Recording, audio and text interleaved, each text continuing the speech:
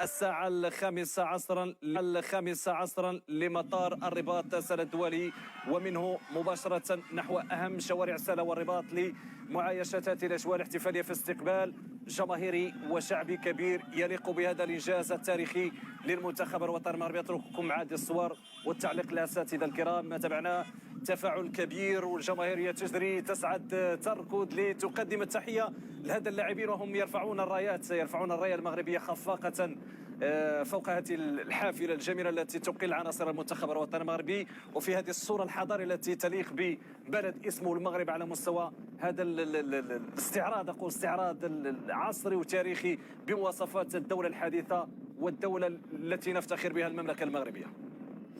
لقد وفيتم وأقنعتم الحقيقة كل العناصر الوطنية، وبصمتم على التاريخ وعلى ملحمة ستبقى الأجيال تتذكرها، لأنه أصبح تاريخ يدخل في خانة التاريخ المجيد المغربي.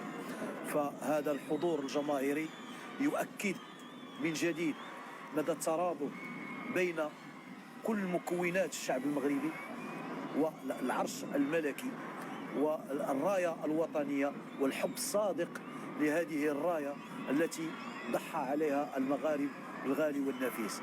ففي الحقيقة حب الوطن يسكن جميع المغاربة، وبالتالي فهذه المسألة هذه هي أن كنلاحظوا هذه الصور التعبيرية ديال العديد من بونو رشيد بن محمود، فرحة هستيرية اللي كتأكدها على أن هناك حب مدفون داخل كل مغربي، وبالتالي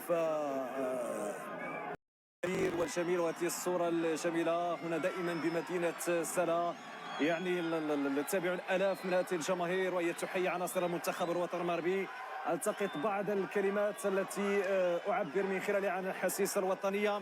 مفخرة وطني بين الأمم في كأس العالم رفعت الرأس والهمم، مفخرة وطني كلك إنجازات وأمل لمواصلة المسير والنجاح في أرض السلم والسلام.